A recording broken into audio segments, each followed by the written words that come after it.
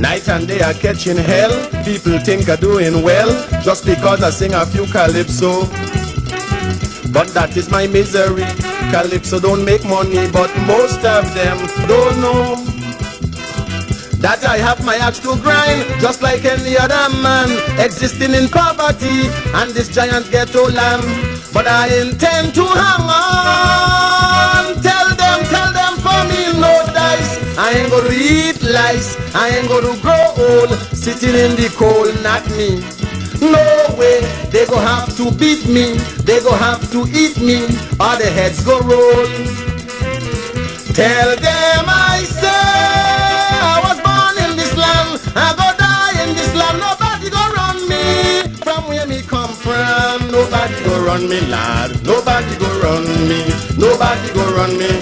Nobody go run me. Me mama must yam, me papa must yam, me woman must yam, me pickle must yam. Nobody go run me. Nobody go run me. Nobody go run me, lad. Nobody go run me. Life ain't much for us to choose. Some we win and some we lose. But sometimes life is so confusing. I had a lot of friends one time whom I used to wine and dine and gave them bread when they need it. Now most of them against me, take me, make the enemy, simply because I am not what they all want me to be. And with the political views I can't agree, but tell them for me no dice. I ain't gonna eat lice, I ain't gonna grow old, sitting in the cold, not me algae. No way, they go have to beat me, they go have to eat me, or the heads go roll. Tell them I say I was born in this land, I go die in this land. Nobody go run me from where me come from. Nobody go run me. Nobody go run me. Nobody go run me. Nobody go run me. Me mama must yam, me papa must yam, me woman must yam, me pickney must yam. Welcome to the Late Night Show. Hope everything is okay. Hope everything is all right. I'm your host, Andrew Dick. Of course, it is all about what is happening with the 2023 budget. It's budget day. Of course, Central Committee meeting is taking place. It took place starting on Monday. It's going to continue into Tuesday and then hopefully finish on Wednesday. And then we go to a public meeting of Parliament. And that's where I guess the fireworks is going to start. Budget day is always where dreams go to die because you have ministers who have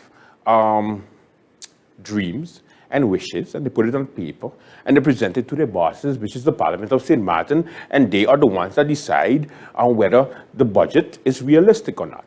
So, we had all the ministers ready, set, go, with their presentation of their respective portfolios. The policy priorities for 2023.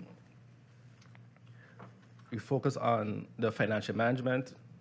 The ministry strives to continue receiving improved audit opinions on the financial statements. The ministry will continue with initiatives that will positively contribute to realizing this. These tasks are linked to the implementation of a new ERP system, the cleanup of administration, the reorganization process, and by streamlining and automating the financial process. You know, when I was in Parliament a few weeks ago for the tax meeting, I heard the cries of some of the MPs, and what I would like to say is that I would also like to thank our collection officers actually at the ministry, at the tax office, because I believe that we really don't understand what the tools that they are working with, very, very dated tools. You know, one of the software that they are using, the software that was built on DOS, for any of you that even remember what DOS was, that's how old the software is. And it's not that they, let's say, they wouldn't want to work in a more efficient manner, it's just that they didn't have the tools to work. So I'm very proud that we are developing the tools, not just physical tools, but also software-based. And we're hoping to have this done in the next year or two. The revision of the tax system and the modernization of the tax administration, the goal is to increase the tax revenues by not only adopting legislation accordingly, but also to strengthen the executive branch within the organization. The mitigation of risks of natural disasters, The goal is to increase St. Martin's financial resilience through a combination of collateral arrangements such as insurance, participation in regional collective financial safety nets, and by building adequate reserves.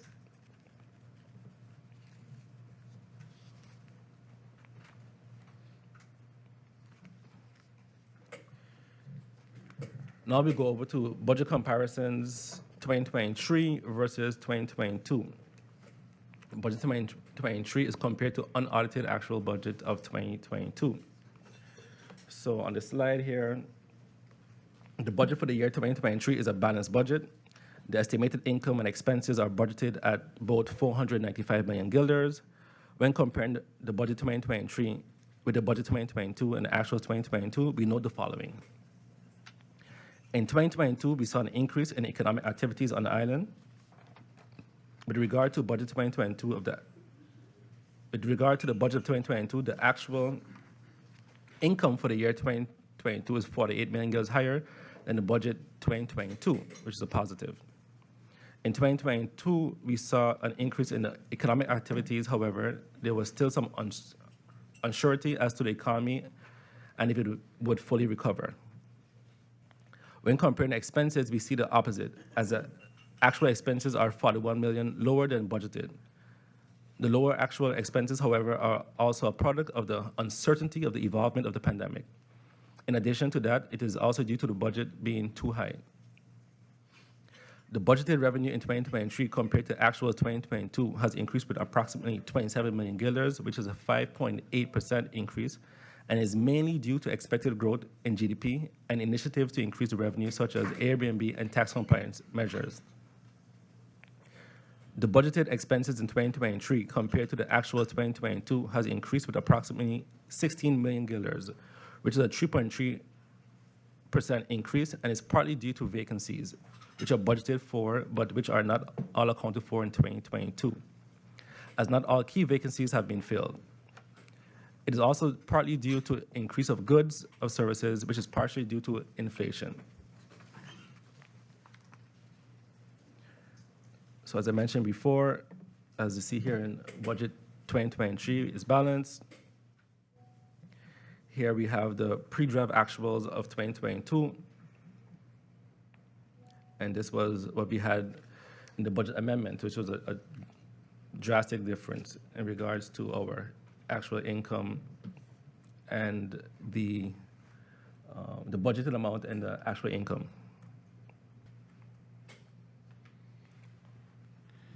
The demolition of the former post office building, our continuation of the car wreck removal project, as we know that this is an issue that has plagued our island for quite a while.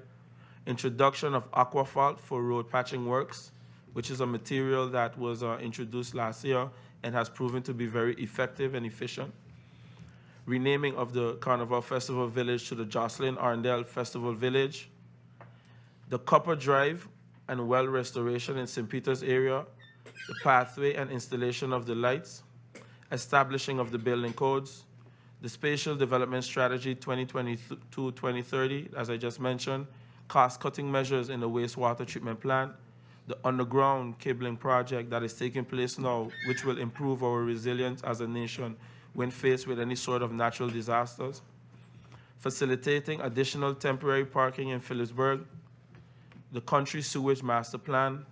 And last but not least, the establishment of the Nature Policy Action Plan 2022-2025.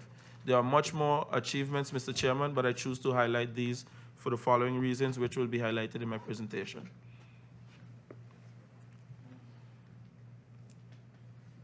In regards to housing, throughout the project, the implementation unit under ERP1, on behalf of the government of St. Martin, restored 500 homes, which have been repaired, private home repair amounting to 160, upcoming, which will be 20 more that is in the process right now, social homes, which are 301, as well as the completion of 64 units in the Towers of Belvedere, which was handed over recently. The complete upgrading and repairs to the 11 shelters, which I've been a big proponent of, as I can recall standing here in this room as a member of parliament, pushing hard for this to reach where it is now, and I'm just glad to be part of that process and also thank all the stakeholders involved in making this become a reality. In respect to Hope Estate, through the housing project under the trust fund, the ministry has committed to issuing the Hope Estate lot as part of the contribution for the development of homes on a social aspect. The project is under the preparation phase. In essence, $20 million has been allocated for the project. The development includes constructions of homes, institutional strengthening of SMHDF, and policy development for expanding of the housing vision for St. Martin. In the coming weeks, I will be traveling to Washington, D.C. for the steering committee meeting to further review the essential projects related to the ministry. With respect to the Foga land, the ministry intends to further develop the lots known as Foga. This project is in the early stages of the concept development, and in the coming months, more details will be published on the way forward. With respect to the vision on housing, the ministry's vision where housing is concerned focuses on the following aspects: stimulate and promote home ownership by all possible means, create sustainable, safe, affordable, and attractive neighborhoods which cater to the persons with stable or joint income, actively approach residents and landowners to implement proper infrastructure. This has been plaguing us for quite a while. Strengthening the institutional capacity of the Ministry of ROMI by hiring the relevant expertise and introducing a housing policy. Commitment in updating the existing performance agreement with SMHDF, which was signed on the 23rd of July in 1997.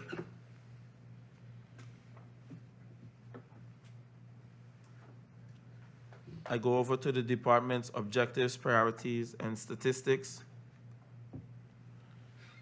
Here you can see an overview from the Department of Inspections, where 254 inspections were executed last year.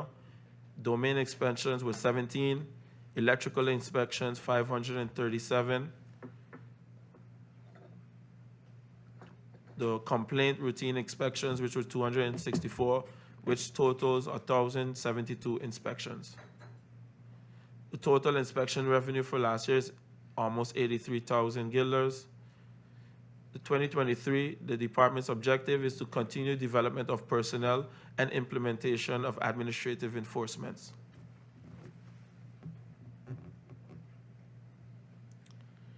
Inspection department. The inspection department is in the process of upgrading its enforcement policies within the department to create a systemic workflow. Successfully established on October 14, 2022, the towing policy of the Ministry of Justice. In the National Gazette, this can be found. The absence of a clear parking and towing policy plan in St. Martin had been causing challenges for a number of years, including transport disarray, abandoned cars, and a problematic towing practice. The Ministry of Justice is tasked with realizing effective enforcement of parking offenses and the promotion of public road safety. As such, a transparent and ambiguous towing policy is essential in achieving those goals.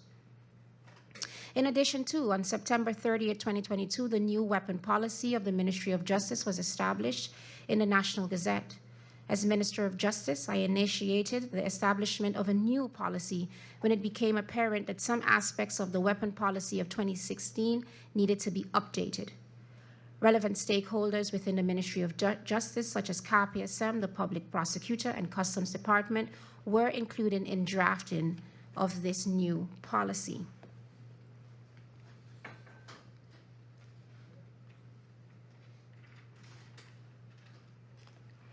Through you, Mr. Chairman, I move on to the Ministry of Justice policy priorities for 2023. These include improving the detention system, improvement of the detention facility, training program for Harvey-based staff, continuation of the GED program for inmates, UNOPS, the new detention facility, strengthening border control, improvement border control or ORVG, ICT investment for immigration system, ICT investment system for immigration as well, 2 aspects, and a training program for IBP staff.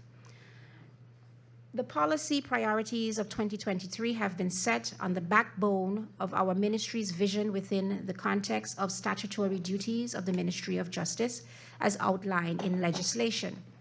Noting also that for the coming years, the policy plan for the ministry will mainly be linked to the country package, theme H, with the aim of contributing to strengthening the rule of law by focusing on strengthening border supervision, tackling financial and economic crimes, and improving our detention system.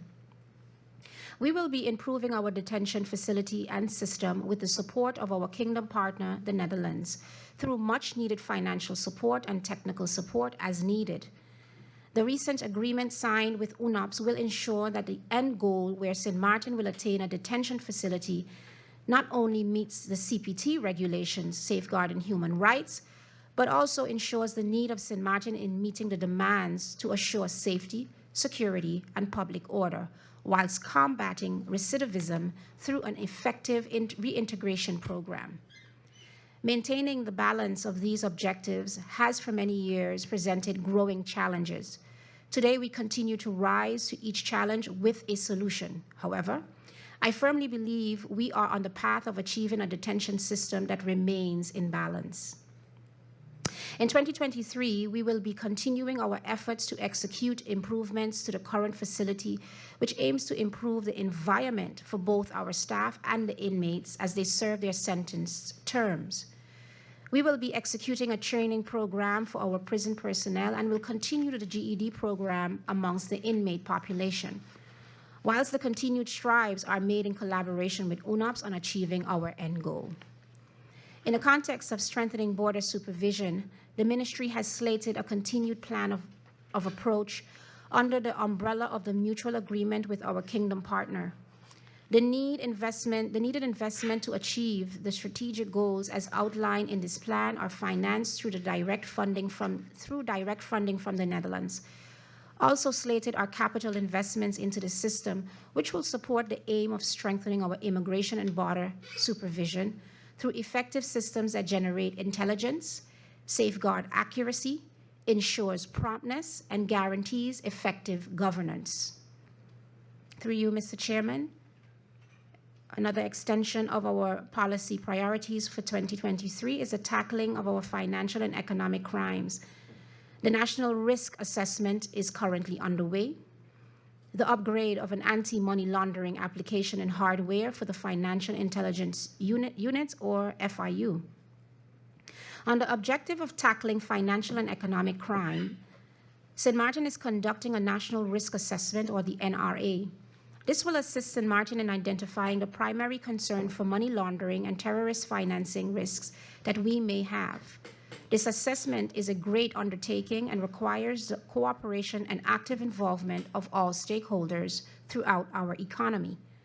Further, with the aim of strengthening the Financial Intelligence Unit of St. Martin, or FIU, the needed financial investment support from the Netherlands is sought to execute the project plan, which aims at improving the division's ability to tackle financial and economic crime.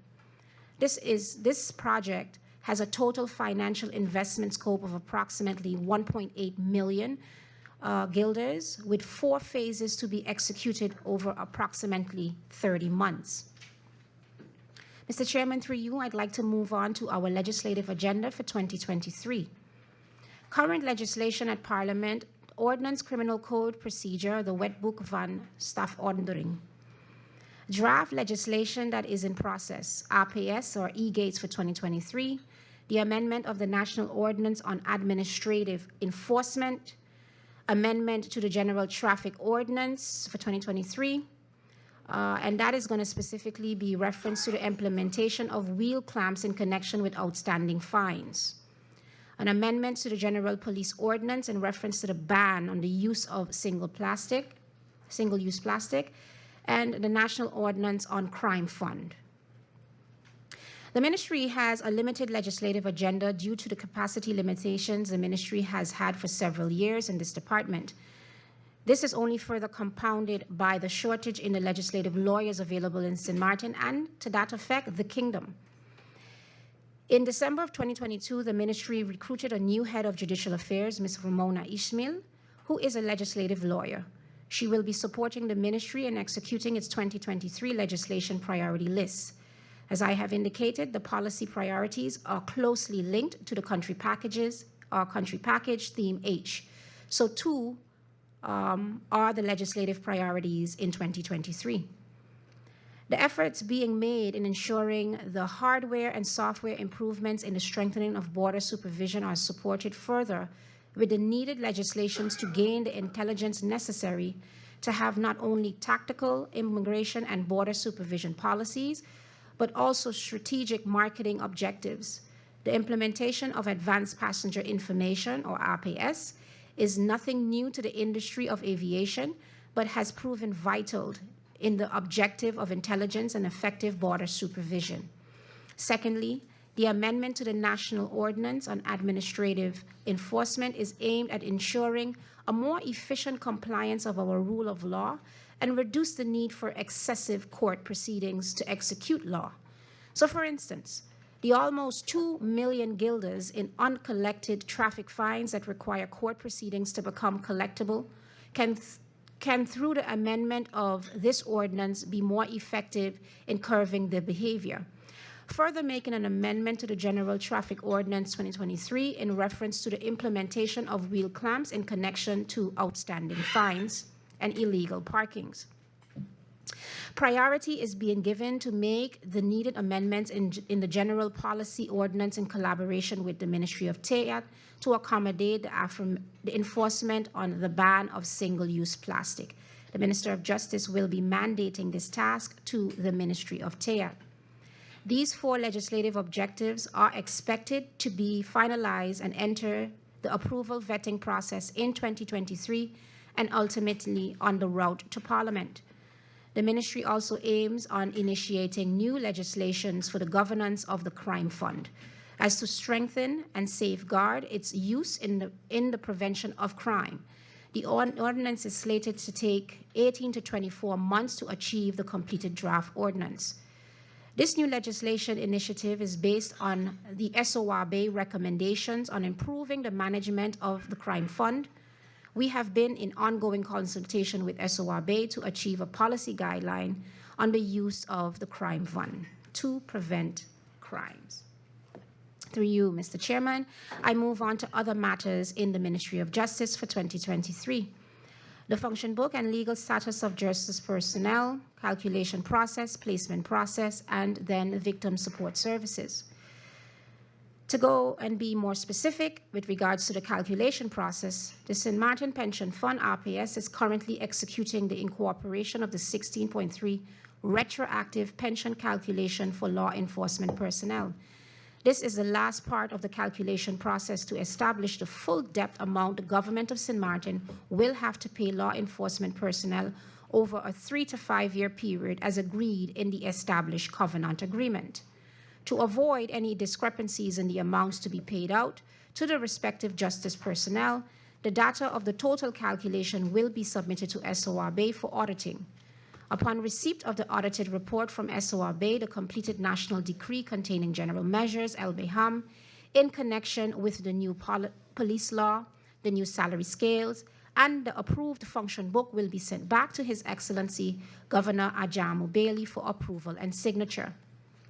The placement process. Simultaneously, the placement process is underway with the issuance of placement offer letters to all justice personnel in their new functions according to the approved function book. The placement committee will begin issuing placement offer letters to all justice personnel starting on March 15, 2023. These letters will include information such as their new function and salary amount. Victim Support St. Martin Foundation. On September 8, 2021, the Victim Support Services Foundation, or VSS, was officially established under the leadership of my person in the capacity of Minister of Justice. VSS was established to supervise victims of life crimes, serious car accidents, burglaries, break-ins with heavy violence, force, or with the use of a firearm or other weapons, and will mainly function in close collaboration with 3 official bodies to ensure the proper functioning of the foundation, namely the Ministry of Justice via SEIB, the Probation Services, the Public Prosecutor's Office, and the Police Force of St. Martin. In 2022, the Ministry of Justice, together with VSS, launched the management and staff position of the foundation.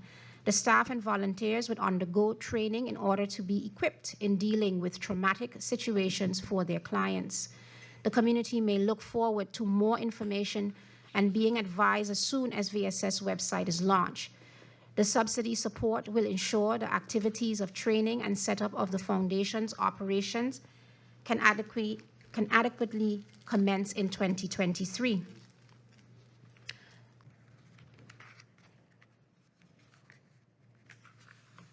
And monitoring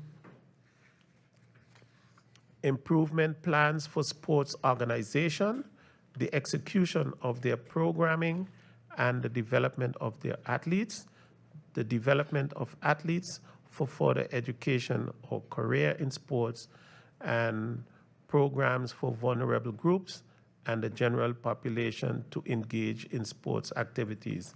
And finally here, promotion of local, regional, and international events and tournaments. We see in slide 15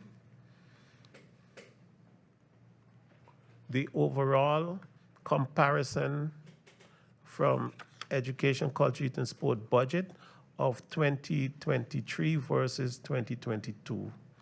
So an overall comparison between the budget of 2022, the actuals, and the budget of 2023 is given. And then on the next slide, you have the comparison of revenue made. The revenue budgeted in 2022 was $122,184 and consisted only of examination fees. So you would see $76,808 was collected in 2022 for examination fees. The next overview showed you expenses per economic category. The categories are personnel expenses, goods and services, subsidies, and study financing.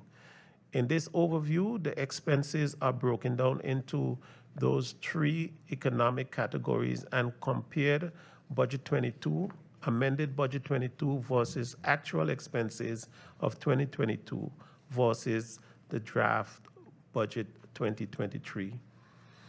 The personnel expenses budgeted in 2022 stood at $26,747,631 and was amended to $27,777 and $355. However, $24,837,383 was spent on personnel in 2022, which is mainly due to not being able to hire the required staff as expeditiously as would like, as a result of the lengthy and cumbersome administrative process for hiring personnel. The budget 2023 of personnel expenses was kept at amended 2022 budget level. The capital expenditures for 2023 for the ministry consist of the coverage of the Martin Luther King School playground for $350,000, the ICE and software for education, which is $766,242, the expansion renovation of John Lamini Center, which is 2 million guilders, and the upgrading of the Raul Lillard Sport Field, $2,242,365. We also see a capital expenditure plan for the completion of the construction of the Prince William Alexander School Phase 1 in St. Peter's at $1,350,000. And also we see capital expenditures plan for the addition to the NEPA building at the amount of $500,000. The capital investment income for the Ministry of ECYS only includes the student loan repayment for 2023, which is budgeted at $315,000. Under other matters, we have the following. The trust fund projects, rebuilding of inclusive schools, the rebuilding of the Jubilee Library, the building of the Ministry Management Information System. All right, so there you heard all the ministers giving their presentation in Parliament. Now, the questions from the members of Parliament begin. We bring that for you in our next program, but that was just your highlights of day one of the Central Committee meeting of the Budget 2023. So exciting. It's my first budget since I'm back on the air, and I'm happy, I'm excited, yes. All right, welcome to the Late Night Show. We have a good one for you. Let's begin. At SXM, we're taking travel and tourism to new heights. Here we boast spacious check-in areas, 10 passport control points, comfortable departure lounges, and finally, there's an airport in the Caribbean that takes your travel plans as seriously as you do. Princess Juliana International Airport.